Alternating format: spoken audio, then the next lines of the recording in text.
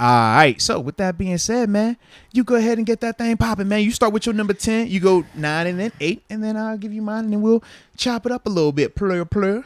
Okay. At 10, I have Kyle Shanahan. Okay. At 9, Doug Peterson. Okay. At 8, actually, oh man, I was thinking about making a late switch here. We'll just say 8 for now. Maybe I'll switch. McDermott. Okay. Yeah. I like it. All right. Do you want to give any reasoning behind why you put him there? Your 10, 9, 8.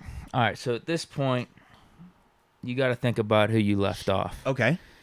Yeah, because include your honorable mentions as well, because I have a couple of honorable mentions that I'm going to include when I do my 10, 9, 8 as well, man. So here's guys I think you think about for those bottom 3 in the top 10. Okay.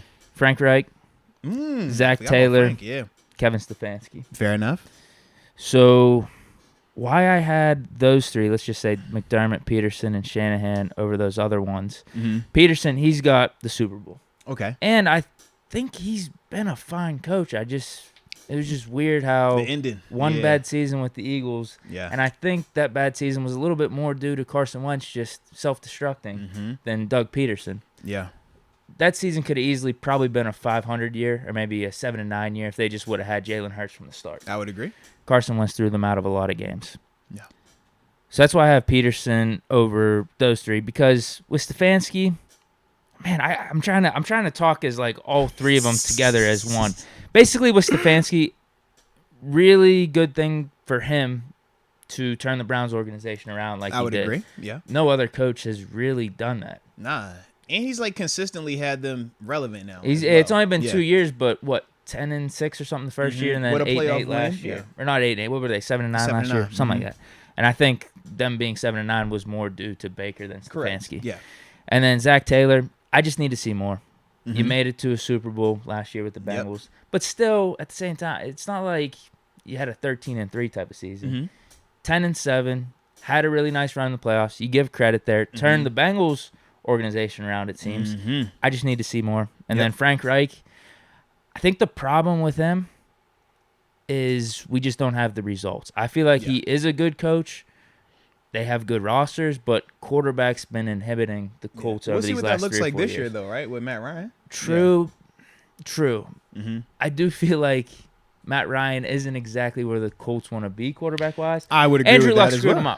him up. But nobody expected him to retire exactly like that. That's the quote. I'm trying to think who retired like that. That would be like, well, no, because even when Worlds retired, he wasn't to that level of impact in terms of like a surprise retirement. Yeah.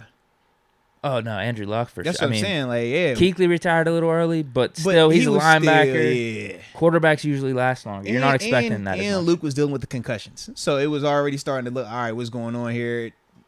Like, we didn't know who's going to retire, but just like, yo, you just expect him to miss time anyways. But, okay. I like that, man. I like that. Whereas with Peterson, like I said, I think he's done pretty damn good as a head coach for his 3-4 years with the Eagles. Won a Super Bowl with a backup quarterback. You got to give credit there. That's something that all the guys below him have not done. Outside of McCarthy, it's weird with him. If he has another solid season with the Cowboys, I think I would put him in that honorable mention list. Okay. I just don't like how things ended with him up in Green Bay. Fair enough. Shanahan, I think the one thing I could say over like Stefanski, Taylor, and Reich is he made it to the Super Bowl. Taylor did that, but he's also had some really solid seasons when all of his guys are healthy. Why I don't have him higher is because they're kind of irrelevant when his guys aren't healthy. Whereas some other coaches, they find like a way Mike to stay in the Tomlin, mix. they're able to plow through. I think he's got good schemes. I think he's a really good coach. It's just he's had Jimmy G as well. You're wondering maybe if he had a better quarterback, would they have better success? And, I mean, Jimmy G being injured, as I kind of mentioned, too. But it's going to be interesting because now he has Trey Lance. I don't know if he wanted Trey Lance. I think he wanted Mac Jones. That's what all the reports are saying. Yeah. So now he's, I think, stuck where he's kind of been in these last 3 or 4 years. So I don't know if there's room for him to really go up. Okay. It might only be down for him from here on out. Like, I don't really see them winning a Super Bowl, especially if they go with Trey Lance. They're going to be in the mix again with Jimmy G, but I think they're going to be capped. No one ever thought that he can go to a Super Bowl with Jimmy G. Everybody always says you can't win with Jimmy G. I think that was the max they're going to do that. With that division, too. No one said he could do it. He done went to 2 NFC championships. I think that was his moment, though. That's fine. I don't know if he's getting back. But they said that when he went to the first Super Bowl, At least he would with never Jimmy get G. back. They would never get back anywhere close to that. Then he take him to an NFC championship game. That's all. And then with McDermott over those honorable mention guys, he turned the Bills franchise around. Mm-hmm. I don't think that's a small task. And I don't know where you give credit here, but like Josh Allen wasn't a finished product. Correct. Coming in. That development, do you give that to McDermott? Do you give that to the OC? Brian Dable gets some of that credit as well, man. Yeah. And Ken Dorsey. You remember the quarterback from University of Miami? The one, well, he was the QB coach up there as well for Josh for a little bit of time as well, man. So he gets some of that too. So that's the one thing I think you could say about McDermott versus some of these other guys I'm talking about is at least he has had a franchise quarterback. Okay. Well, Josh Allen's been playing franchise quarterback caliber, the last 2 or 3 years? I would say 2.5. 2.5 years, realistically. 2.5. But what I'm saying is, I guess you could give him some credit for that because he wasn't the finished product. But yeah, he's 8 for me. And they've had really good success over these last 3 years. No, I like that. Okay. Playoff runs, legitimately in the mix for Super Bowls, all that type of stuff. So, yeah, McDermott gets my vote for number 8. But I'm thinking about him for 7. I'm back and forth with 7. We'll get to it then. We'll get to it. All right. Well, for me, man, my honorable mentions, I had Mike McCarthy, Frank Wright, Brandon Staley, and Zach Taylor. Similar reasons, like you said, with McCarthy, when you talk about just regardless of who you give credit to, regardless of how good or bad you think a coach is, when I just simply look at how many coaches have won a Super Bowl in the NFL, that list is very small when you look at how many coaches have coached in the NFL. And the fact that Mike McCarthy is on that list, I have to include him right there. But then on top of that, what he's been able to do in Dallas, like you said, when they are healthy, Dallas looks good at times. When they're not healthy, Dallas is very much irrelevant at times. And that's why we all can't really stand their fan base at times because of how they could get. I know, family. I love y'all. Don't trip. Okay.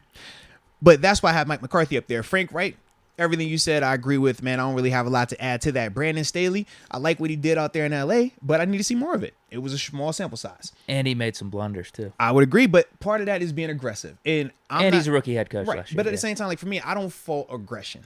I like guys that will live by their code. You know what I mean? If you're a guy that, hey, man, Tomlin does it, yeah. Right. Hey, man, if I always hit on 16, if I always hit on 17 for my blackjack people out there, well, man, live and die by that code. Don't hit on 16 this time. Now you got 16 next time. Now I'm going to stay. Don't do that. He did it and when the stakes were the highest. Right. I want you to be consistent. I want that to be your identity, a defining characteristic. That's Brandon Staley right now. We know he's an aggressive coach. I don't fault that. Can he get polished up a little bit? Absolutely. He's a rookie coach. Their defense is going to be better. Their team should be better this year, too. Yeah. I would agree with that. And then with Zach Taylor, man, we know what the Bengals were prior to him getting there. They were good, never great. They were consistent, but we're going to always choke in the postseason. Marvin Lewis did an awesome job there, but he could never have any postseason success. Zach Taylor comes in within 3 years of them having the, number 1, number 2? How many times were they picking in the top 3, top 5?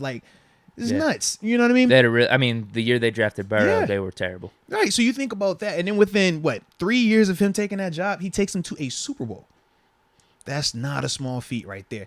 And had them in the mix to win the Super Bowl. It wasn't like he went there and they got blew out. It wasn't like he went there it wasn't like we went there bro, they outmatched. It's nah, they legitimately could have won it.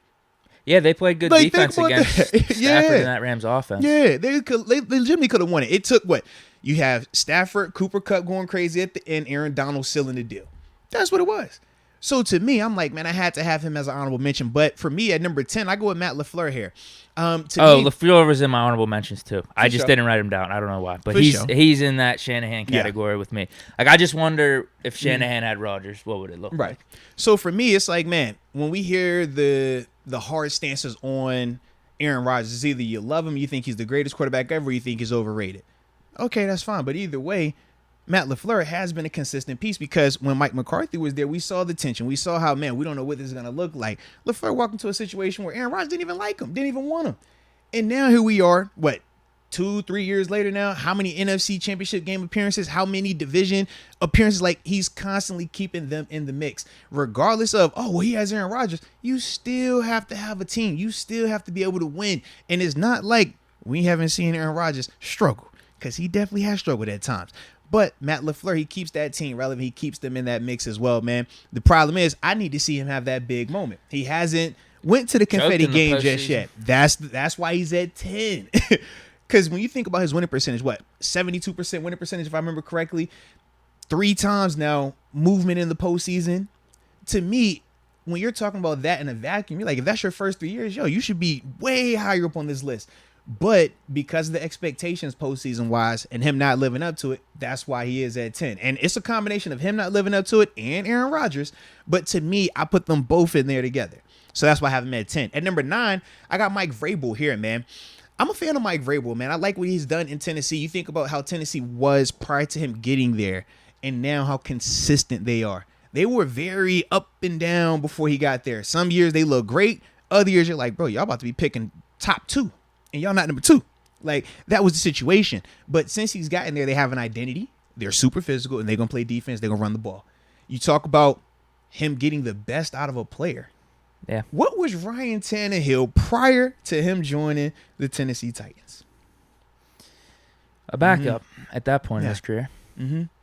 And since then, he didn't got this. He done turned this dude into a $100 million quarterback, then took him to an AFC championship game, then won in the postseason with him now. What, 4 postseason appearances? 3, because this is he going on his 4th year there. So 3 postseason appearances with him. Even last year when Derrick Henry goes out, how he still is able to keep this team not just afloat but winning. They were the 1 seed. Without I'm Derrick with Henry. you on that. Like, I don't know how the hell they were the 1 seed last year. Part of it's because they had such a shitty division. Yes. But we got to see them firsthand at Heinz Field going up against the Steelers. Mm-hmm. Such an annoying team. And I have to give credit to the coaching because they had no business even being in that match with us or being in a bunch of other matches throughout the season or being the 1 seed with that team that they had most of the season. Like, on paper, Derrick Henry, Julio Jones, like, Henry got hurt halfway through the season. He was out. And then with Julio, he wasn't right. He wasn't Julio. You could tell A.J. was Brown right. was in and out of the lineup, too. He lost his tight end and Jonnu Smith. So, like, they had no business being the 1 seed. Now, making the playoffs and kind of doing what the Titans have done these last couple years, 10-6 record. Well, now it's 17 games, but 10-7 record, whatever, something like that.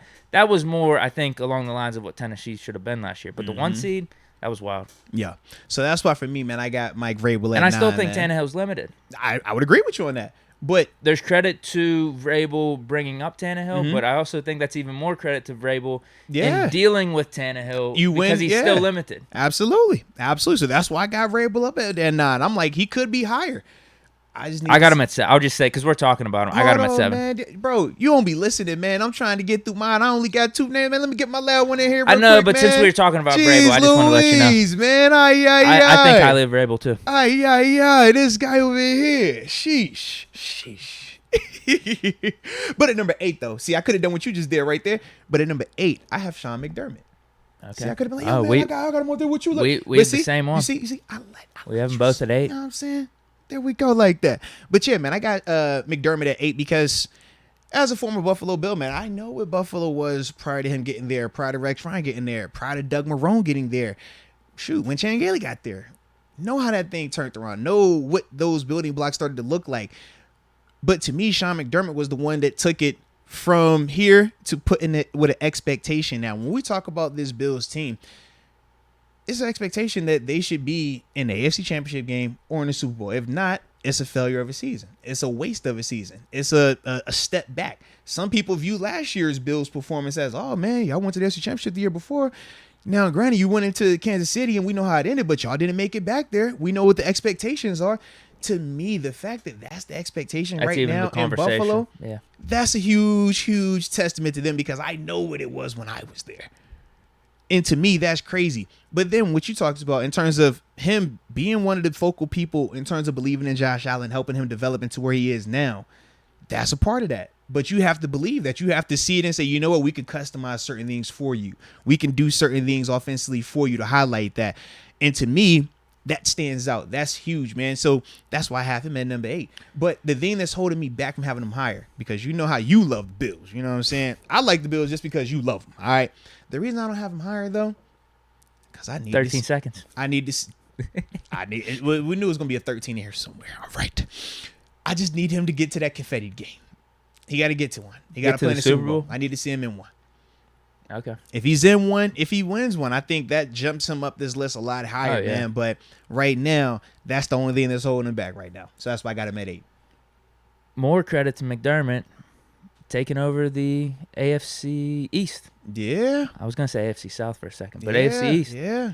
Knocked off That's the no big small bad task. Patriots, man. Yeah. I mean, there were times over these last couple seasons where I'm like, yeah, the Bills on paper are the better team. Yeah. But are they going to be able to overcome the Patriots just mentally?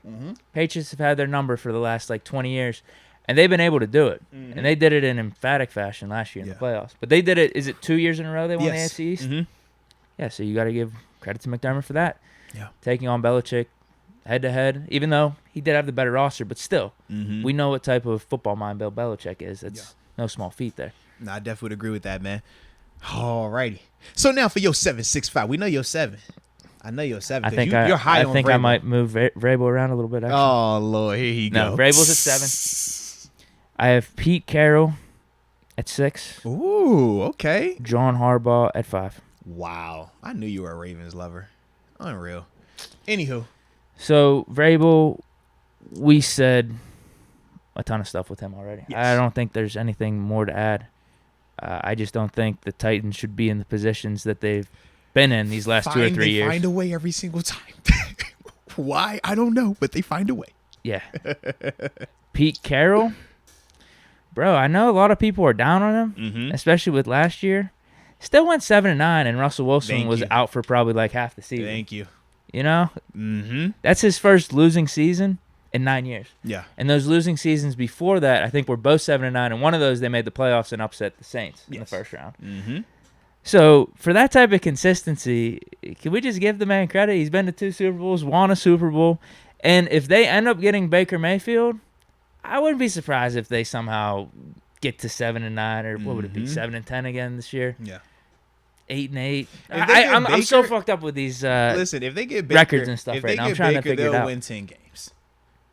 If they get Baker, they'll win 10 games. Okay, you think? I think so. Because I'm looking at how Geno played last year during that stretch and how, you can make a case that, hey, could they have beat us? That could have been one of them, right?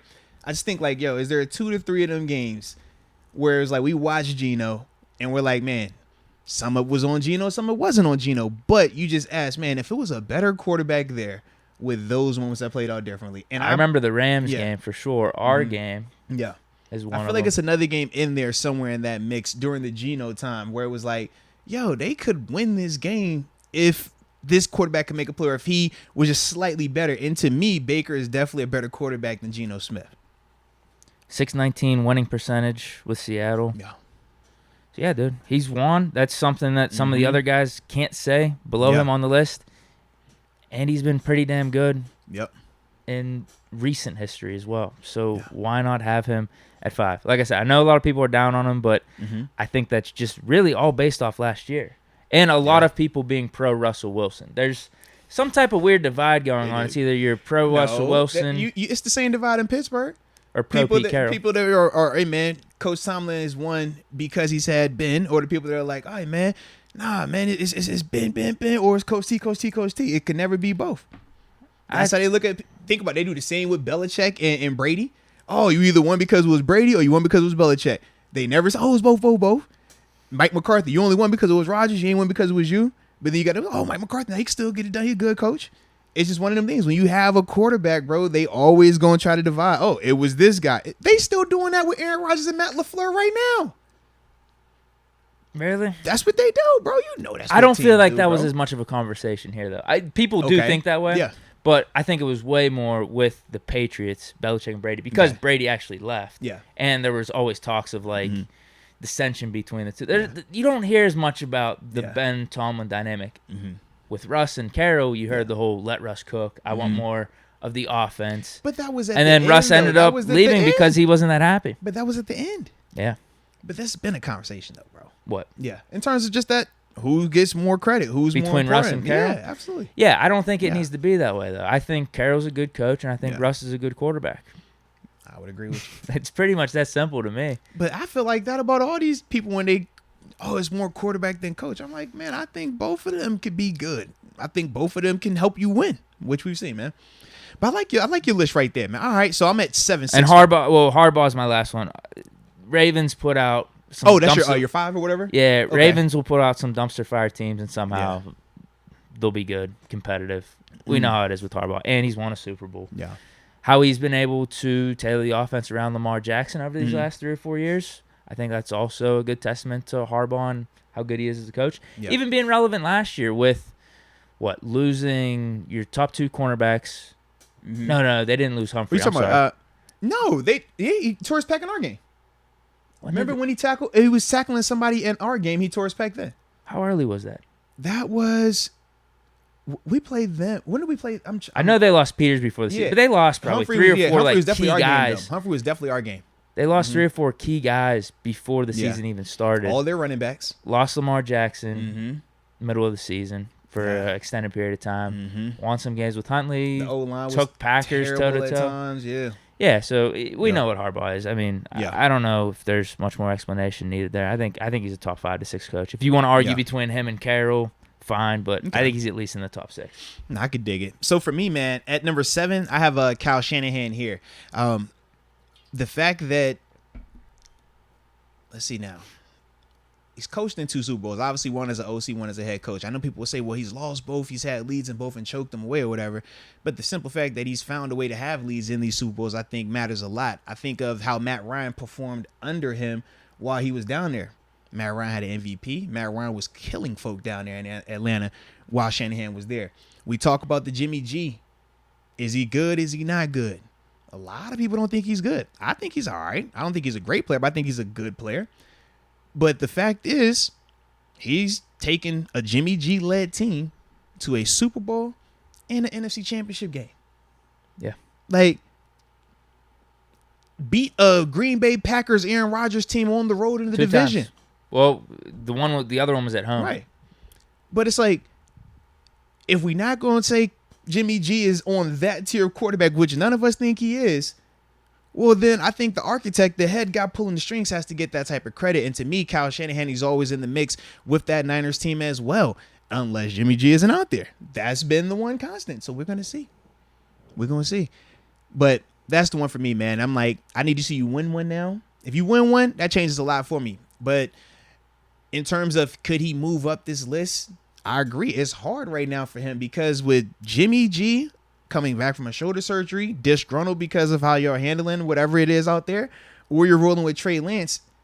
I don't think they believe in Trey Lance. That's what all the reports are saying right now.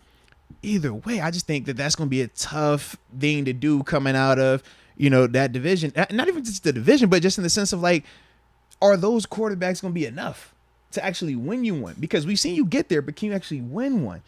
That's going to be the one for me, man. That's why I have him at 7. At number 6, I got John Harbaugh. I mean, everything you said, I agree with, but I also want to add the fact that you talk about a guy having some good cojones right here, man. Think about this move. The year he switches to Lamar Jackson, he's on the hot seat. He has Joe Flacco, and they're kind of just meddling around. No one thinks you're going to pull that trigger and make that move. Remember, nobody even thought Lamar should be a first-round quarterback. He pulls that trigger middle of the season, and look at what's happened since then. Even when people are like, yo, you're crazy. Even when they're like, yo, this is a running back playing quarterback. Even when it's a college-style offense, it's like, yo, they still find ways to win. Oh, that's great. The Super Bowl with Joe Flacco, he's elite and all that. Oh, that's great. But you know what stands out to me the most, though, man? Ryan Mallett. The year that Ryan Mallett led the Baltimore Ravens and beat the Pittsburgh Steelers in Baltimore. I believe Mike Wass is at receiver that game. It's that type of stuff to me that always makes John Harbaugh stand out. I'm like, yo, how do you take just hodgepodge players, injuries, whatever, and you're always in the mix? You're always going to have a tough team, whether it's Tyler Huntley, whether it's Robert Griffin III. Think about how many times we've seen him just, yo, who is this team? Who is this guy here? And it's like, yo, y'all still finding a way to ball with this group? Like, this is crazy. So to me, that's why I have him at 6. And then at number 5 is Pete Carroll.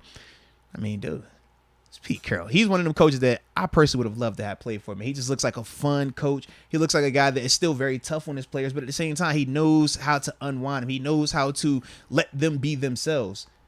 And talking with guys that have played for him, man, especially guys that were part of that Legion of Boom era, it's like, man, they all speak very highly of this dude. And that's why for me, I'm like, I like him a lot, man. But when you talk about back-to-back Super Bowl appearances, obviously you winning one, realistically should have won the other one.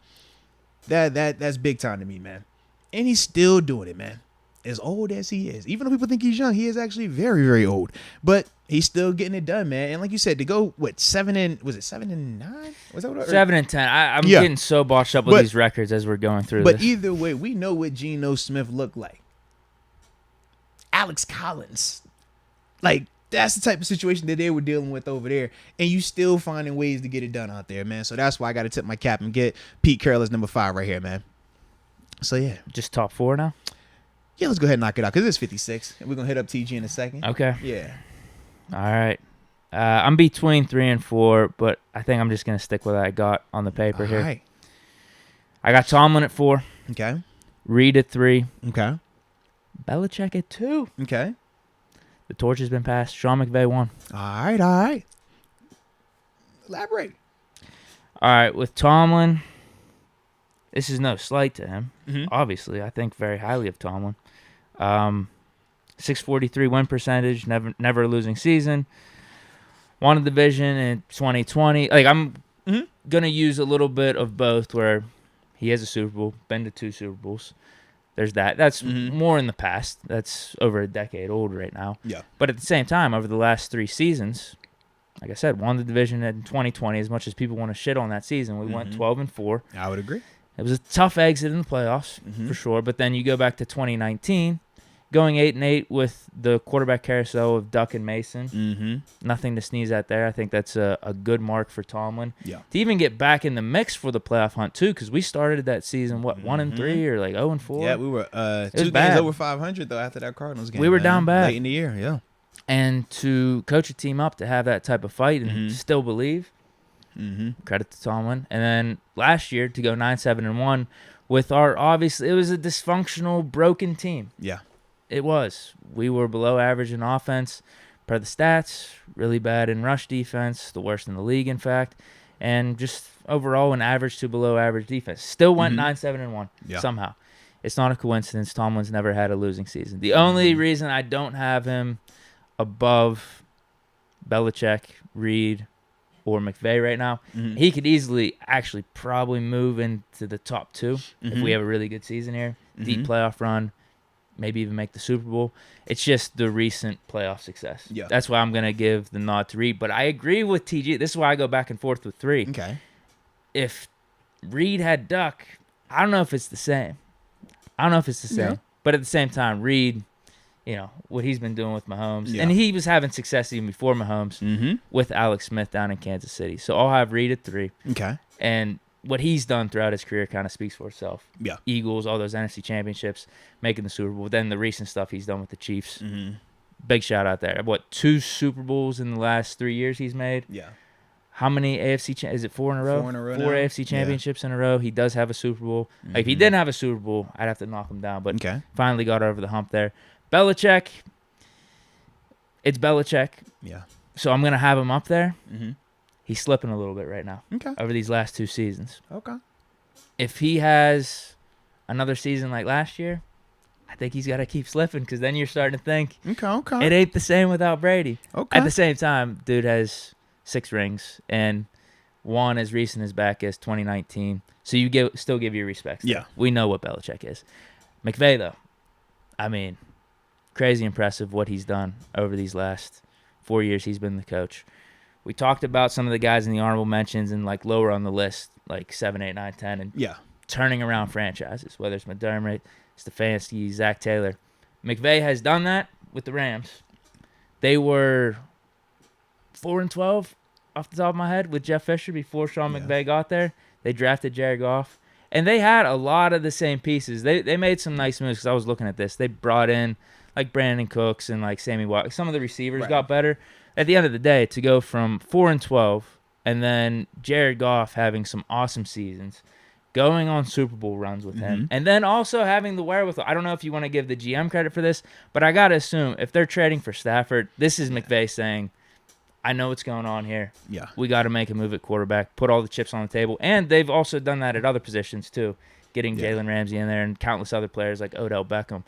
So McVay to go 2 Super Bowls, win one, consistently in the playoffs, in that tough division. I got him at 1 right now. I like it. All right. Okay. Shout out to your list. Shout out. All right, so for me, man, at number 4, I got Sean McVay. Then at number 3, I go Coach Tomlin. Number 2, Andy Reid. And then at number 1, I got Bill Belichick. Absolutely. So let me elaborate. You see, I was like, yo, let you just get it off, man. I'm fine with that list because maybe if you would asked me like 2 or 3 months ago, I would have said that. Yeah. So now let me elaborate. The reason I got Sean McVay at 4, I mean, obviously, we know what he's been doing since he's came into this league. No losing seasons, 2 Super Bowl appearances, won one of them. I mean, the dude is on fire right now, without a doubt. My only knock is it's only been doing it for 5 years. I've seen Coach T have a start like this. I've already seen guys do this. I want to see how long can you do it. Now, I think that he has a chance to continue on, and I love that optimism that I have for him, but that's the reason why I have him below those guys, because those other 3 guys got a decade plus in this league of doing that. And I know firsthand from being in that league that long, not a lot of coaches win like that. For that long, it doesn't always happen, man. So that's why I got Sean McVay at 4. But I also like the fact that when you talk about their owner, he also is the owner, I believe it is, of the Avalanche, and it's another, it's the Dodgers. I think that's the other one. I love the fact that he's a spender. He does not pull punches. When we talk about creating your own thing, right? Creating your own way of building rosters. 3 of those franchises have won in like the last 3 years, right? Dodgers, where they back in what, they just won it a year. Was it last year or 2 like years ago? Absolutely. So, but with that, it's because of how aggressive they are. But it goes perfect with McVay's personality, with McVay's approach, and that's why when you talk about how aggressive they are with how they build their roster, it's not through the draft. We build through the draft. We're slow players in free agency. They're the big players in free agency and in the trade. I look at them like they're trying to be the Yankees of football right now. Give me the best team that money could buy. But with that being the case, you have expectations. With that being the case, you have a certain level of, hey, man, you got to get these guys to produce. Even if it's on a 1 to 2 year deal, find a way. And McVay has done that time and time again. But that's why I have him at 4 and not higher, because I just got to see him do it longer. That's it, because these guys ahead of him, they've been doing it. When I talk about Coach T at number 3, I love the 8-8 Duck season, Mason season, 6 quarters of Ben season, because to me, it's like, man, it's no way you're telling me you find a way to turn that out. How? We endured that season. We saw it firsthand week in and week out. It was tough. And when people brush over that with it's no losing season, I don't care about that. You know why we don't care about that? Because Coach T is the staple of consistency. When you talk about no losing seasons for as long as he's been in this league, and we talk about how hard it is to win this league, how many Tomlin losses, Tomlin games, right? You know what? Think about what Vince said when we talked about, hey, man, how does those games happen, man? Is it just, y'all guys overlooking? I was like, no, this is the 1% of the 1%. Everybody is nice. Everybody. So you mean to tell me, with that being the case, and we've seen Andy Reid have losing seasons, we've seen Bill Belichick have losing seasons, we've seen all these other guys have losing seasons, except McVay, shout out to him. But it's like, dude, for you to still be finding ways to win, take teams to the postseason, regardless if you believe that Ben can still get it done or not. If you think Ben was god-awful last year, well, he still was able to get this team in the postseason. Now, if you think Ben still got something in you, I know Deke does. I believe that. But as I mentioned, the offense was broken, though. Yeah, but it's like either way, it's like, man, the fact that this dude time and time again finds a way to get it done has shifted his style of play also, right? Remember, early on it was defense, then it was the offense, killer beat era, then it went back to the deep. Like, he's still finding ways. Relevant. So that's why I have him at 3. Andy Reid at number 2, because if we're being real about it, Andy Reid he's on the, I'll put it like this, he's had 2 almost dynasties. What he was doing in Philly, was it 3 NFC Championship games in a row? Obviously, he goes to the last one, makes it to the Super Bowl. If T.O. is fully healthy, who knows? Because T.O. was going off that game with the broke leg. But it's like, man, he had Donovan McNabb. Is Donovan McNabb a Hall of Famer to you? He's not. Okay. And he took him to how many NFC Championship games back to back to back, right? Was it Donovan McNabb? It's like, man, Philly won't like that before he got there. No, Philly won't like that. But then we take it a step further. You okay? Well, hey, man, go to Kansas City. All right, cool. Talk about Alex Smith. I know they've been 1 and 2 seeds out there. We had to go out there and face them. Know what they look like. With Alex Smith. But then that's what Alex Smith. Then you say, okay, let's give him one of them GOAT caliber, Hall of Fame caliber, like Coach T, like Bill Belichick has got the chance to experience, right? Let's see what he does with him. What has Kansas City turned into now that they have Patrick Mahomes there? It's just like, bro, this is freaky. What, 2 Super Bowl appearances, 1 Super Bowl championship, 3 AFC Championship game appearances back, 4, right? 4 back to back now. It's just like, bro, this is nonsense. He wins another one. It's like, bro, you're talking about him in terms of like crazy all-time stats because you don't do this with multiple organizations. We haven't seen Coach T leave and build the Steeler way somewhere else. We haven't seen Belichick leave and build the Patriot way another way. No, we haven't seen that. But we've seen Andy Reid do this now. So that's why for me, I have him at number 2. I want to give some more credit to Reid too. You know, we were talking about with McDermott and developing Josh Allen. You got to say that with Reid because they took a chance on Mahomes. They did. He was considered like a project quarterback. And we saw what happened as soon as he got, I don't want to say it's all Reid's system or anything, but Reid's system it's a large part of it. It's very quarterback friendly. And we saw what Mahomes did literally in year 1. I think he threw for 50 touchdowns. Yes. And win the MVP. MVP, year 1. Yeah. As the full starter because he had that one start, the final game of Alex Smith's last season there. So now we're going to have to see. Reid, no matter what's always probably going to be in your top 3 or top 4 here. But it'll be interesting to see how they tinker with this system going forward. Because as we've seen here in Pittsburgh, as people have seen in Green Bay, New Orleans, it ain't that easy to just keep winning on a consistent basis with the franchise. It's easy to consistently win. Yes. But in terms of being what you were. Right. Like us with those 3 Super Bowl appearances with Ben early on.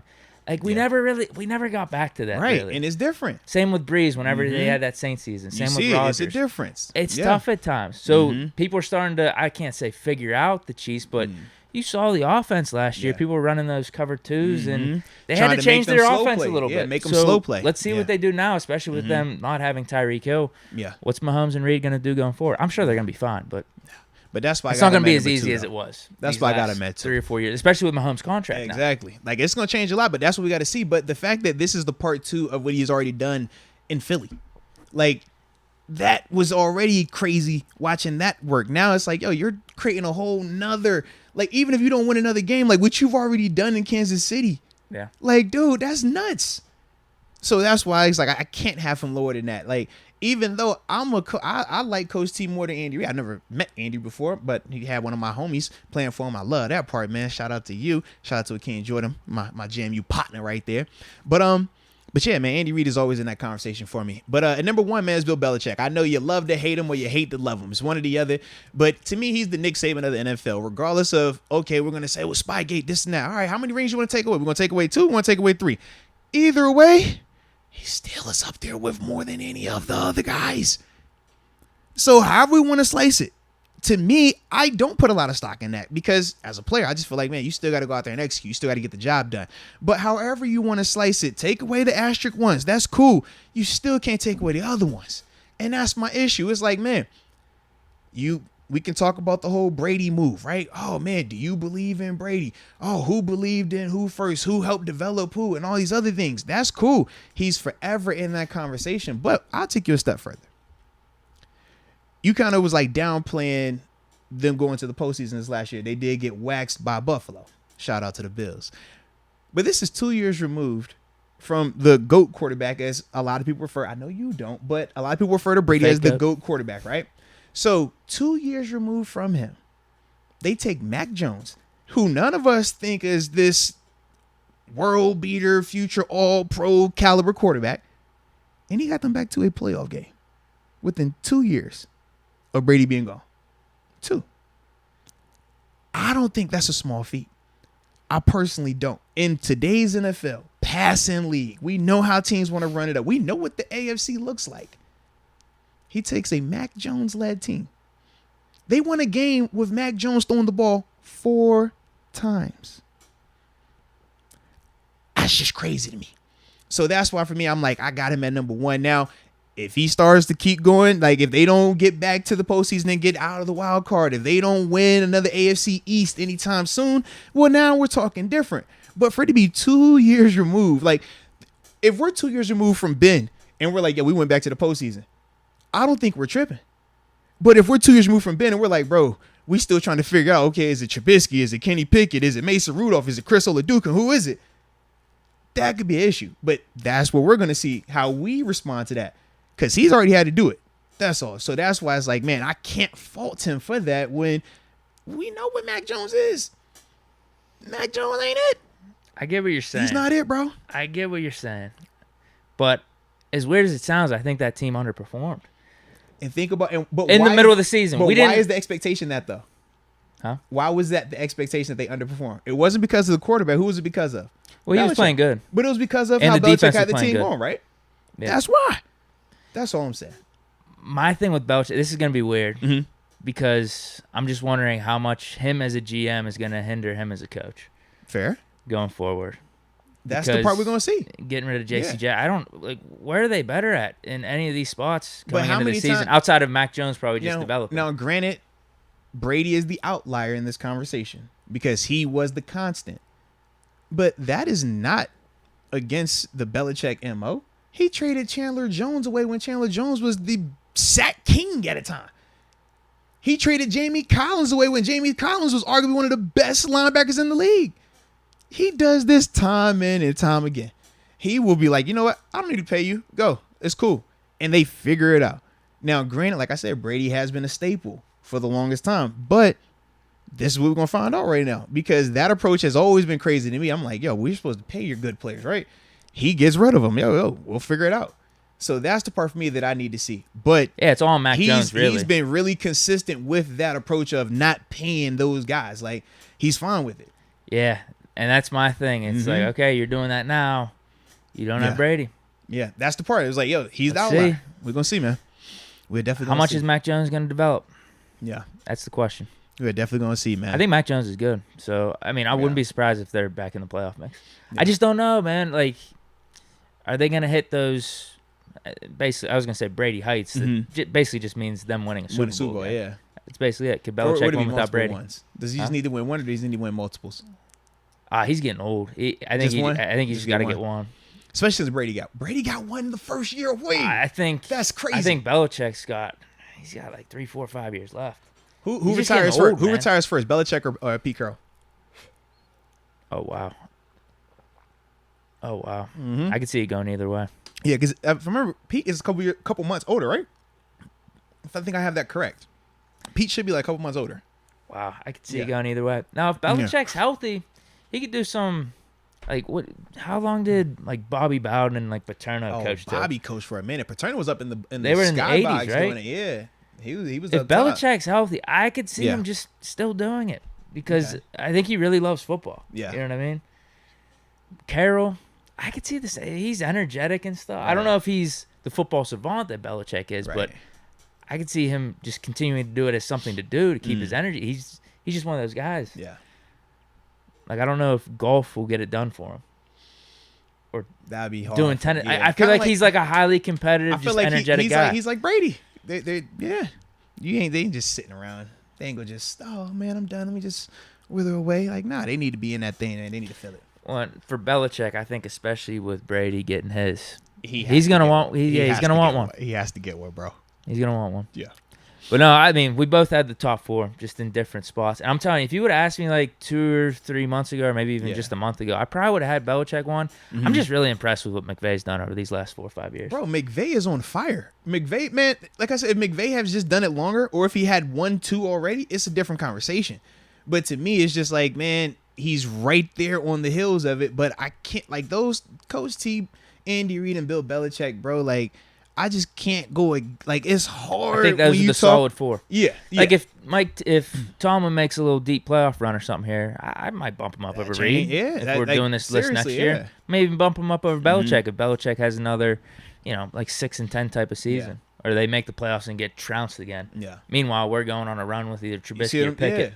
I'll bump Tomlin up a couple spots. So that's the thing with that, though, man. But no, that was dope, man.